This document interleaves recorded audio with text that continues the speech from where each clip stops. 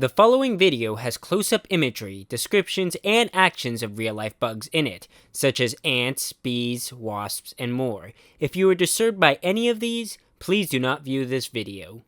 Viewer discretion is advised.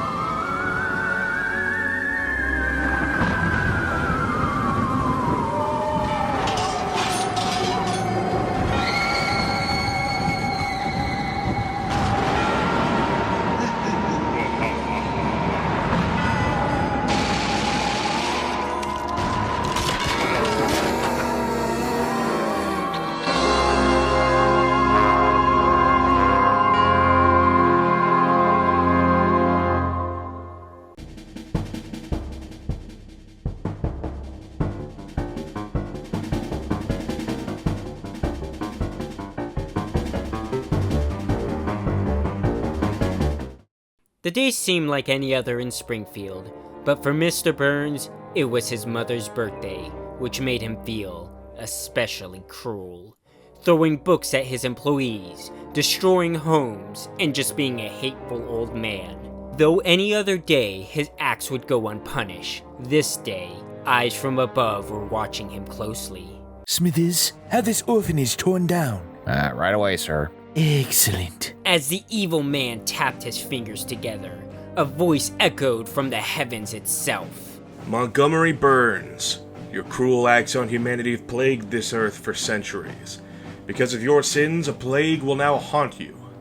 In 1 week, one of every insect will seek you out, tormenting you until the end of your days. Beware, Montgomery.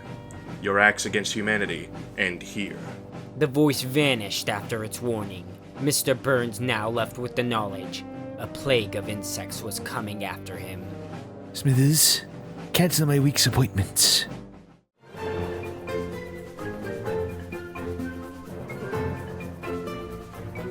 So, Mr. Burns is going to be fighting one of every bug species. Excellent. This task may seem daunting for this frail old man, but if anyone could do it, it's going to be Mr. Burns. Before I get into my arguments though, let me make the rules clear. Mr. Burns is going to be attacked by one of every species of bugs. He must successfully kill or contain them all in order to win, where the bugs must be able to kill Mr. Burns in order to win. To prevent any cop-outs though, the debate will focus more on what Mr. Burns could do alone. We won't be allowing him usage of other people like Mr. Smithers, but anything he could, within reason, get his hands on with his wealth or power can be considered. Stuff like robots or the hounds being fair game. Now, with that covered, let me start out by saying, this man is already a hunter, and he can often be seen taking on way bigger game. Yeah, obviously he couldn't physically contend with the gorillas that he shoots, but neither could any regular hunter. And here he's dealing with bugs. You're not telling me that Mr. Burns couldn't just swat them away if we take this seriously. If he could defeat Nessie, honestly, what chance does Barry B. Benson have? You like jazz? Though, obviously he isn't just going to go walking around and swatting every single one he sees. Even without help from people like Mr. Smithers, Burns still has a vast amount of wealth to get whatever he needs. Any kind of poisons, weapons, or items he'll need, it will be very easy for him to access, and Burns quite arguably is a genius. This man has hundreds of years of experience. And no, I'm not exaggerating. Back when World War I was happening, he was still an older looking adult. And it's also brought up that he was born in Pangaea, which would make him over 250 million years old. And all these years have been spent building his billion-dollar empire, running all kinds of businesses, and killing whoever got in his way. Cause of parents' death? Got in my way. He's not only a hunter, but a war veteran too. This means he's going to have plenty of knowledge and experience in setting up traps and planning his attack. The power plant and his home is already full of them, preset for anyone he doesn't want to deal with, and he has access to virtually anything he wants. Well, for once, the rich white man is in control. From basic weaponry to his hounds, flying monkeys, all the way to tanks and armies of robots. His own personal suit is even able to shoot out missiles and nuclear bombs as a self-defense. Burns definitely has what it takes for such an attack. What are the bugs going to do to prepare? They're mindless creatures. They're not going to strategize in any way. All they're going to do is blindly fly at their target, and it's not going to be helpful when they fly right into a missile, blowing a massive hole into their army. Do I look stupid to you? You can't really tell me that these bugs have a skill in anything. The Ryus and Batmans aren't fighters or nearly as appealing as the real ones. Aww. Even if some manage to get to the man himself, Burns' survivability is insane. Any poisonous bugs aren't doing anything to him, as he quite literally has every single disease known, and several new ones were found in him. There isn't a chance any sickness is going to affect him. Ironically, it's the other way around. Mr. Burns breathing on a fruit causes it instantly to decay. It's what happens when you shove every single sickness known out there into one body. Just by getting close to him, he could realistically start passively killing them. His suit would offer protection from a horde trying to sting or bite him to death, and even if they get past all that, Burns' regeneration is incredibly high. You see, what causes Mr. Burns to be so immortal is his cruelty. For some reason, it just allows him to keep surviving despite his age. Just by taking a piece of candy from a child, he managed to instantly heal from having his brain crushed flat. If taking a piece of candy did that, imagine what being the cruelest person on the planet would give him. You could try and call it a gag, but we've seen this happen more than once before. He's had his lungs taken out of his chest and his skull open and regenerated from both these situations fine. It's definitely something that could be called consistent, especially since the show is just explaining how he survived for so long. And to his credit, despite being a shriveled old man, he's taken a hell of a beating before from plenty of the cast. A bunch of bugs aren't going to be hitting as hard as the iconic Yellow Man himself. What the devil was his name again? What? What are you talking about? Don't clearly make sense, man. I can't understand a word you're saying. You're just babbling in. Oh, you're a dead man, Burns. Oh, you're dead! You're dead, Burns! And another advantage to consider is where it's taking place. The nuclear power plant isn't exactly the safest of areas. Radiation isn't contained in the slightest, which is a very bad thing for the bugs. Where Springfield residents may have built up a tolerance for it, most bugs would suffer severely just from small dosages and will die due to high levels of radiation when they enter the place. So when the place is filled with buckets of the stuff just laying around in the open, many aren't even going to make it past the journey to get to Burns. But let's take a little closer look at his competition. According to some research, there's around 30 million species of bugs out there. Quite a lot in numbers. But then you have to realize how many of those bugs are actually going to work together. There are thousands to maybe millions of bugs that would prey on other bugs. 30 million may start to make their way towards Springfield, but by the time they even get there, 10 million of them have already been eaten by the more aggressive ones in their army. Bugs act on instinct alone. They don't have the brain capacity to understand what they're doing would hurt themselves. And then you have to consider the poisonous bugs. If these bugs can kill humans just by being near or making physical contact with them, that's not boding well when their group is flying in close proximity to each other, making their way to the same destination. The bugs would actually kill a massive chunk of their own army just by existing. If they were smart enough, maybe they could coordinate better to avoid such unnecessary casualties, but they aren't smart. They're just regular bugs. And then you'd have to consider how many of them would just be practically useless. Things like mites and gnats are going to be pointless just due to their small size. Even if all that fails, nothing stops Burns from just baiting them into a nuclear trap. He is shown to have plenty of secret ships and exits out of the plant when needed. Setting off the power plant's explosion to wipe them all out in one go is a very doable task. It might set Burns back a bit, but he's lost all his wealth before and started over more than once in the show, and he isn't going to show any concerns whatsoever over the casualty and damages it would cost. I mean, after all, he's Mr. Burns. He's willing to kill several puppies just for a vest. There's no doubt that he'd wipe away half the city just to save his own hide.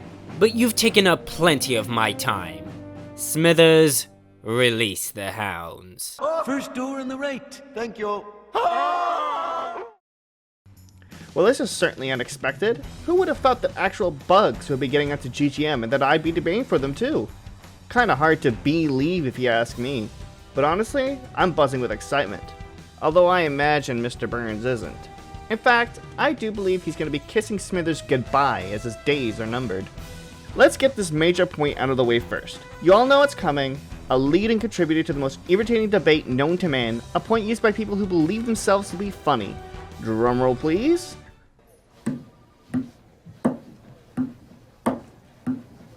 That's your drum roll? When a tempo isn't specified, any reasonable person would default to lento. Well, it's terrible and you ruined a fun thing. That's a lot of bugs. We're talking a 30 million to 1 matchup here. The numbers advantage is so vast that lining up these bugs reaches around 112 miles in length. Effectively, Mr. Burns will always be surrounded in this fight. His back will always be turned to around 15 million insects if we say he has 180-degree vision. Speaking of him being surrounded, this is not just on the grounds of him, well, being surrounded on the ground. Bro is trapped in essentially a sphere of this swarm. We have pests in the sky and in the ground. From the way I see it, Mr. Burns has nowhere to run. For the sake of the scenario, we're giving the insects a tactician in the form of some divine intervention. So things like them having no tactical smarts or instinctually wanting to attack each other is kind of a moot point. This is a 30 million soldier strong army being led by someone who knows where Mr. Burns is at all times and has seen him appear across the week. Now I have a quick question. How would you like to go out when these insects come knocking at your door? Let's pick our poison, shall we? Would you like your fluid sucked out? How about parasites festering in your body? Would you like to be injected with many venoms? How about triggering many allergies? Stung all over? Chewed to death? Would you like to have insects crawl into every hole in your body? Hearing that buzzing in your ears as locusts and flies force themselves into your head. You scream for help, only to be silenced as moths and butterflies fly into your mouth as well, with other insects crawling up your body to join them. Don't worry, your corpse will make a great incubator for more bugs to spawn. Just imagine, 30 million bugs, tearing you apart, ripping off flesh and muscle to consume. Or perhaps they climb into your body, stuffing you until you burst, burrowing into your skin, so on and so forth. Apologies for the imagery, but I'm saying we have a lot of choices here. Now I could go into the specifics of each bug, but, well, we only know approximately 900,000 of these little guys, and I am not going to list them all. From the previous descriptions, I imagine you already had some pop into your head. Everyone has a bug they're terrified of. Oh, actually, let me go into Mr. Burns real quick here. I have some choice words to say. Mr. Burns is unfathomably weak. He only weighs as much as his clothes and keys, and even that isn't heavy, at least for an ant. Oh yeah, he lost with singular ants in a physical confrontation. Isn't that interesting? Bro gets blown away by a light breeze as if he was in a hurricane. If he's caught out without any support, these insects are pinning him down and have already described what will happen earlier. For every instance of Mr. Burns having regeneration, there are at least 12 more of him being too weak and feeble to function on his own. And considering he isn't getting Smithers and can't hire anyone to aid him, he's inevitably going to be caught out alone. But what about the flying monkeys and hounds you mentioned? Please refer back to the section where I described what 30 million bugs can do to a person. Now imagine that scenario without any sort of armor. I hate having to think about animal cruelty, but like, them's the bricks, pal. Mr. Burns has tanks, you say? Okay, who's driving the tanks? His robots? The ones that were decommissioned the same episode they were introduced in? The ones that turn on Mr. Burns start attacking him with his own hounds? Seems like his hounds are more willing to turn against him, actually. Allow me to send those hounds right back at you. You mentioned Mr. Burns having a mech as well. The one from the beat 'em up, I presume? The one with the metal plates to cover the joints? The only thing separating Mr. Burns and that is wiring? Effectively trapping Mr. Burns in a can which can be flooded with insects suffocating him? That doesn't sound like a good idea. How about he hides out in his own home? Oh, wait, no. Bugs have ways in that way too. Now I will concede that the power plant is quite possibly his best option, but again, the bugs are being guided by divine intervention. They could just infest his escape methods. Again, there are more than enough bugs to cover any route he could take. Imagine that. He goes to set off some nuclear trap believing he's won. He jumps into some escape pod or whatever to get out of there. He's laughing maniacally at his victory. And he hears a buzzing sound. And another. And another. And he looks around himself. And he's just trapped himself in his own coffin. Before I let Butter try and get off the back foot here, I just want to mention something about Mr. Burns having all diseases. I don't know if this is just you taking after Mr. Burns after watching so much of The Simpsons, but you have completely ignored what the doctor said, just like Mr. Burns did. Allow me to play the rest of the clip for you and everyone at home. Shout ahead. We call it Three Stooges syndrome. So what you're saying is, I'm indestructible. Oh, no. In fact, even a slight breeze could... Indestructible. Mr. Burns' diseases are a balancing act. He has them all, but they are perfectly balanced, which is why they cancel each other out. The fact that the doctor mentions that a slight breeze would throw it out of whack, that doesn't bode well. This isn't a quagmire situation where no matter what poison or disease is shoved into him, he'll be fine. This is a situation where this man could die if something was just given just a little bit of a boost. I wonder, what could possibly be one of the lead carriers of diseases? Anyways, I'm sure Butter is antsy to continue his side of the debate, so I'll let him take over again. Let's hear Butter fly off the rails. You call this a rebuttal? You're a travesty and a fluke of a debater. You live off PSI and outliers. But I'm rambling. You may talk confidently with your bugs and puns, but you'll find that your points are less than excellent. You speak of so many ways they could crawl inside and tear Mr. Burns from the inside out, but there's some pretty big points you're not accounting for. They aren't getting that close to him to begin with. Burns has so many methods of keeping himself safe from them despite their numbers. I've already brought up numerous reasons why their army of 30 million is going to shrink tremendously even before they can get to Springfield.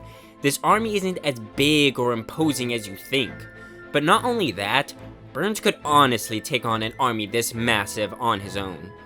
One episode had Burns take advantage of fish's tendencies to get caught in plastic reeds, and made a massive net catching thousands to millions of fish, including things as large as whales. He also set this up in a very short period of time. There are plenty of weaknesses that bugs have that Burns could easily take advantage of. Say, making a large bug zapper powered by a nuclear power plant with enough energy to power a city 4 times bigger than the state of Texas. Or maybe setting up a bunch of sticky flypaper, build an army of robots, fire a barrage of missiles. Hell, with his immunity to all diseases, he could just nuke the city in poisonous gas and stay there until the bugs die off from the poison. Or just naturally. Most bugs don't live past a few weeks. Even if you say that he's not immune to poisons in that way, he could easily wear a gas mask and live off supplied air until the rest die off. He once bought enough robots to replace all his employees within a day's time, so even if you say he couldn't set it up, his dollar could easily make the robots do it, which is very different from hiring a person. Now let's dive deeper into how he is physically. You bring up these haha losing to an ant or a breeze of air could kill him, and this and that, but those aren't consistent in any sense. There are dozens of times where Burns takes a beating far stronger than any breeze, and hits from people way stronger than any bug could hope to be. If you want to talk about consistency, it's way more on the side that he's just an older man, but not a dysfunctional one. His regeneration is also very consistent. He's healed several times from his skull opening, flattening, or his organs flying out, on top of having a canonical explanation of why he heals this way.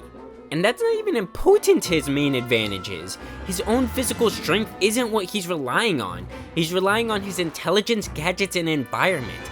His tech is explosive that would wipe out hundreds to thousands of bugs at a time. The environment is somewhere where he has dozens if not hundreds of years of being around, and radiation which can kill bugs just by being near it. And his intelligence has led him to rule over Springfield, wipe out species, and keep him alive these many years. His illnesses are not presented like adding anything else would kill him. The joke is that he's physically weak, but no diseases can or will affect him, as they can't enter his body. Anything new those bugs could try and give him would just get stuck at the door with the rest of them. And reminder, that these illnesses don't affect him, but they do affect those around him. So even those bugs getting close to him would start to die off rapidly because of it. His breath murders fruits. I can't imagine what physical contact would do. Bugs are also so slow. Even without time to prepare, Burns could reasonably get away and make plans elsewhere. Sure, some bugs can fly faster than he can walk, but Burns also has means to get away from them anyways. Say, a car, a tank, a plane, several of the secret tunnels that he has to drive through, which yes, he can drive vehicles like tanks, he's a war vet. It would also be way too easy to visibly spot where they're coming from a distance, giving him plenty of time to react. The bugs could theoretically try and cover all bases and keep him trapped inside of a sphere, but not only would that require a thought process which they do not have, it would be easy enough to clear a path through them using his nuke-shooting robot, which is always in his office. As long as he's not surrounded with no weapons on him, escape is more than doable. Bugs are just not that fast. Their fastest runner only hits 5 miles per hour, where their fastest flyer is only 35 miles per hour. On foot that might be a problem, but motor vehicles easily clear that. And then you have to account for the vast majority of bugs that aren't even reaching that speed. Most of them you can just beat out by walking a little fast.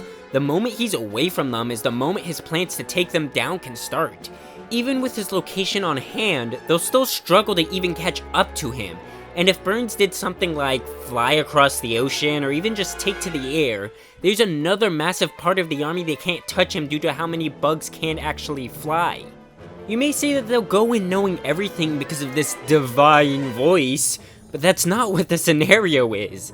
This is Burns versus Bugs, not Mr. Burns versus Bugs led by a holy voice from above. The debate is if Mr. Burns could defeat this army of bugs, but the bugs are still bugs. The only thing that is guaranteed is they have something in their non-existent minds to make them target Burns, but we have no reason to say that they get any more. This divine voice could tell them what Burns is doing, how to approach it, and all these crazy tactics. But bugs are not smart enough to comprehend what words are, let alone any complex plans. They can't even tell when a window's in front of them. They would just be hearing empty noise. If we said that they use some supernatural means to control them, it stops being the scenario. These bugs are not acting like regular bugs anymore, they're just puppets to a greater power. They have numbers, but that's all that they have. When they can't work as a group and are going up against someone as capable as Mr. Burns, their chances are practically nothing. So whether you praise him as a hero for wiping out the plague, or as the devil himself for probably causing it, the bugs of humanity will have a name to fear forever branded into their lack of minds. And that name is Montgomery Burns. But I'll grind you into the earth like a bug! Oh! Simpson, be a dear and rub my legs till the feeling comes back. A bug, I tell you! A bug!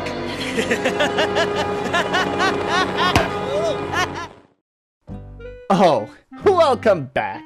I was watching Butter slam his head against a window. Quite entertaining, wasn't it? I guess it's time to tear Mr. Burns apart a bit more. It's really fun hearing you march around and proclaim about how stupid my little friends are. And while, yeah, they might not be the sharpest tools in the shed, they're plenty versatile. Pretty much any structure Mr. Burns tries to hide out in will be vulnerable to the bugs in some shape or form. Wow, a nuclear power plant sure is useful when there's bugs out there who literally live in Chernobyl. Actually, let me touch on the power plant type deal. Butter really likes to mention how Mr. Burns is one stinky guy. Things like flowers disintegrating from his breath and whatnot. Supposedly he's just this walking stick of pure rotten death. So why isn't Smithers dead? He gave Mr. Burns quite a kiss. How about Lisa? She directly interacted with Burns and shook his hand. Why isn't she dead? She doesn't work at the power plant, so you can't say she's resistant. Or maybe you stretch it so that Springfield is an irradiated area. Okay. How about the countless other characters Mr. Burns have interacted with not from Springfield, that just haven't died from coming into contact with this man? It's almost as though the supposed ability of his is inconsistent. But no, that isn't right. You love to harp on consistency, don't you, Butter? It's strange how you're so attached to this one-off gag. Actually, another thing. Giant bug zapper? Really? You know those only work at night, right? Their whole thing is to attract nocturnal bugs, so like, what if we just attack during the day? Yes, my bug zapper will save me, so long as they don't attack during this 12-hour period. And you really think Mr. Burns is going to cover everything in sticky paper and not get trapped in it himself? Again, he's comically weak. He even tried fumigating his own home and trapped himself in the very room he was fumigating. He's not going to prepare that way without screwing himself over. Normally when this happens, he has Smithers to back him up, but he doesn't have Smithers in this scenario. Smithers, help me! I've trapped myself in a glue trap! Sorry, sir. I'm barred from helping you in a Galaxy Grudge match. Oh, fiddlesticks. Of course, you may say his robots could come help him. Okay, how do you expect him to remember he can order the robots when he can't remember Homer's name? He has to be reminded of it nearly every time. This dude is forgetful. Also, the whole fish catching thing, this only happened because Lisa gave the idea to him. Sure, it wasn't wholly her idea. He only came up with the idea because of using the plastic rings because Lisa told him about it. He didn't come up with this on his own. He needed help, which he does not have. Actually, one more dumb thing from earlier I just want to bring up. Mr. Burns' hunting experience? Excuse me? Ah, yes. Allow me to shoot this fruit fly with my gun. Bro's gonna be like the granny in Ratatouille, trying to land a single shot with a hunting rifle, which does not have a fast firing rate. Bro's using hunting skills in a war scenario. I'm sure to win because my hunting skills are superior. Again, the bugs wouldn't be killing each other. Makes no sense for the scenario. Bro's literally coming at me like, actually, you don't get the agreed upon number of bugs for this episode because half of them are dead before the fight even starts. like, yeah, okay, cool. Way to make it fun for everyone, buddy.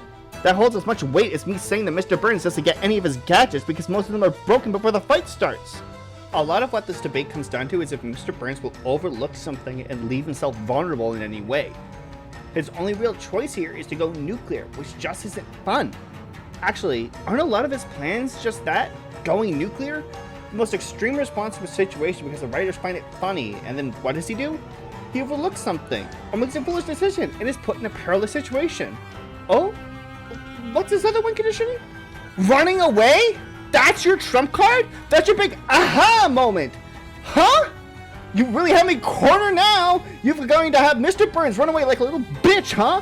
What's he so afraid of? It's just a few measly little bugs! Again, you act like Mr. Burns is some immortal god with complete immunity to diseases and Gojo-like regeneration, and I'm just not seeing that.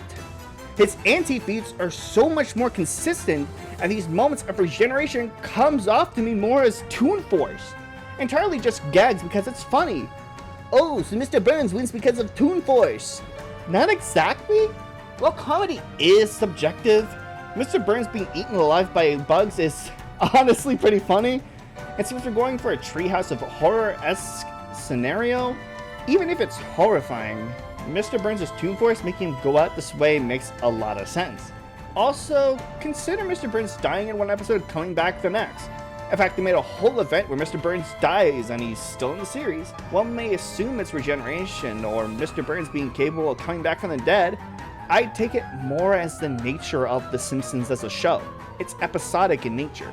They have a status quo to return to. And it's entirely possible for Mr. Burns to die in this Treehouse of Horror and then just come back in the next episode like nothing happened. I hate to harp on the diseases thing again, but allow me to clear things up. The doctor and I weren't implying that a simple breeze could kill Mr. Burns. Essentially, the smallest change of the perfect balance is enough to throw it all out of whack. With a bunch of people trying to shove each other out of the way to get through a doorway, and then suddenly one of them is stronger than all the others, I feel like that strong guy is going to shove everyone out of the way. Again, you are falling for the same pitfall that Mr. Burns fell into. Or are you saying the doctor is wrong? Do we not take the scene as fact then? Is it now an outlier because it doesn't line up with what you're trying to say? Because if we take away the scene, Mr. Burns is suddenly vulnerable to every disease again. But if we use this scene, Mr. Burns is, in my opinion, even more vulnerable to every disease than if we weren't to use this scene. Although I imagine, even now, after everything, you refuse to see reason. You think it unfathomable that Mr. Burns could lose to a bunch of bugs? Listen to me. I outnumber you by 1,000 to 1. We could infect you, tear you apart, cause you to burst, suffocate you, and yes, dehydrate and starve you. For this whole debate have I measured Mr. Burns' abilities and found him wanting. Too weak and feeble to defeat any bug. Has this constant back and forth, on and off script taught you nothing? Have you not learned that your ignorance and stubbornness will cause the cycle to never end? How long do you mean to perpetuate this farce? How much more must I endure your bumbling points? Let us imagine the scenario proper again. and that Mr. Burns is faced with divine intervention. Do you honestly believe that he would even take this threat seriously and prepare for the oncoming invasion? Of course he wouldn't! If you have seen how Mr. Burns acts towards threats as I have, you would have reached the same conclusion! Mr. Burns simply would not be ready for this scenario. I will have my insects feast upon his corpse. The win for this episode belongs to us, and us alone.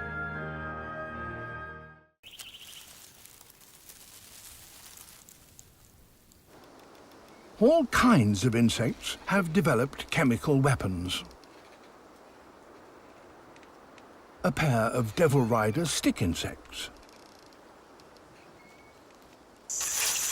They fire bitter-tasting oils, terpenes.